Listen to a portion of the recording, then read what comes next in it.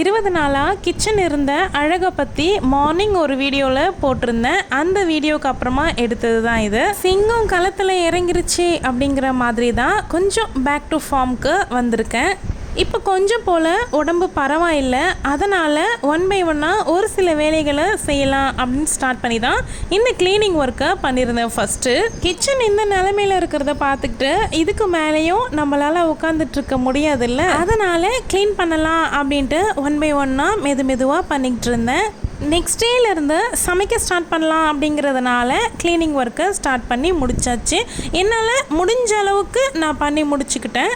இது வரைக்கும் இருந்த வீடியோஸ்லாம் வச்சு தான் மேனேஜ் பண்ணிகிட்டு இருந்தேன். நெக்ஸ்ட் வீக்லேருந்து கரெக்டாக வீடியோ வந்துடும். தேங்க்யூ.